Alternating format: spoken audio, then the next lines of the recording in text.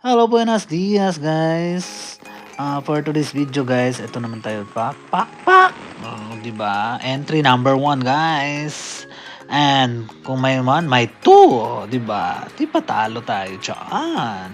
At yun na nga ay, bumaba na kami guys. Papunta na kami sa labas at ewan, papagupit sana kami. Ewan kung saan kami mapupunta nito. Magupit ba o gagala? 'Di ba? At yun na nga guys. Nakasakay na rin tayo. So, hindi na tayo mapagupit dito lang sa malapit. Malayo. So, nag-isip kami bata na lang talaga. Sa bata at saka may bibilin din naman.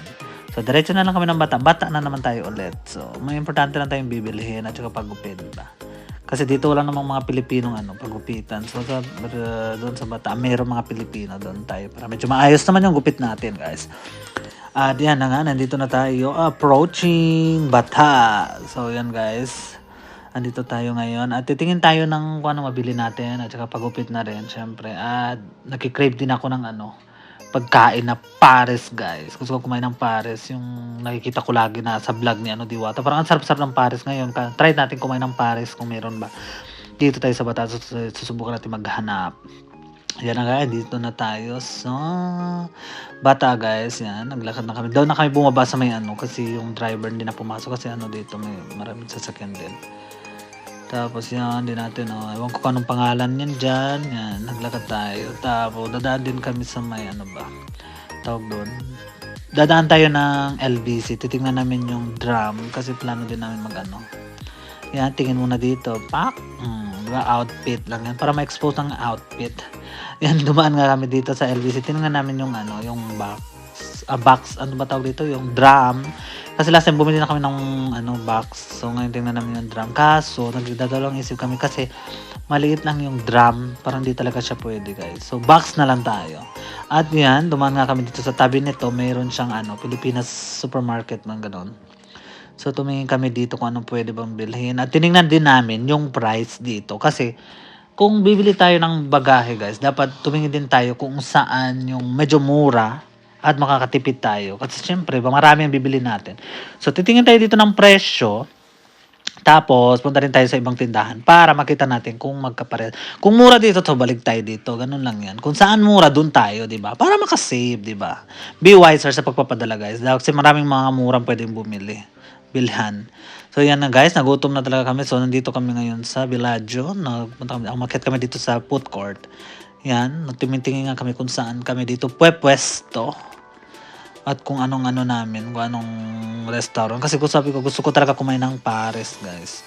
Yun, sabi ko kasi, nagkikrave ako ng pares. Yan, naghanap-hanap muna ako. While nasa CR si Marco, maghanap muna ako kung saan pwede kumain.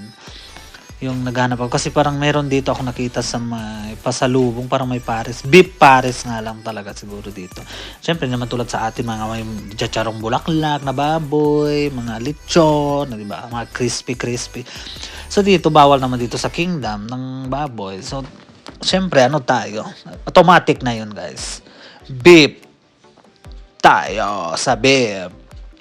So, yan nga guys. Inantay ko lang si Marco. Tapos, dito nga kami napatpat. Mayroon ditong, tawag dito, pares. Yan, ang sarap ng mga ulam nila guys dito. Diba? Pares. Naghanap tayo ng pares. Yun ang natin dito.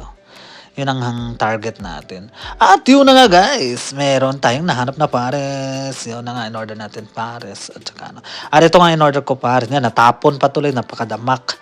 Pares at saka yung tausi na bangus.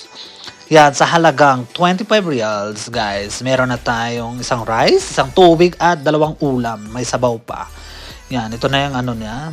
Tapos nag-order pa si Marco ng longganisa at saka, ano ba yan? Lumpia. Yun guys, vegetable lumpia yun siya. At yan nga guys, taob na lahat. Tapos na tayo kumain. Yan. Kasi nga gutom na gutom. At ito pa napansin ko guys, may katerno pala ako. Yung sahig ng food court ay katerno ng sinuot ko.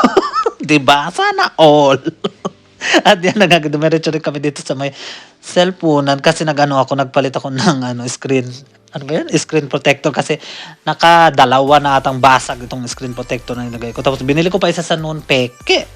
Yun. Tapos dito naman kami, bumili kami ng konting pandagdag sa bagahe yan. Bili kami ng konti chocolates, tapos mayroon basta yung mga ibang mga tape, pang scotch tape, mga ganon. So yan nga guys. After nyan ay dumiretso na nga kami sa pagupitan. Syempre, ito naman sadya talaga namin, kaso napunta na kami kung ano-anong mga Nagpa-jupet na tayo dito guys. Bago man na tayo makauwi, kailangan makajupet na tayo. Yan.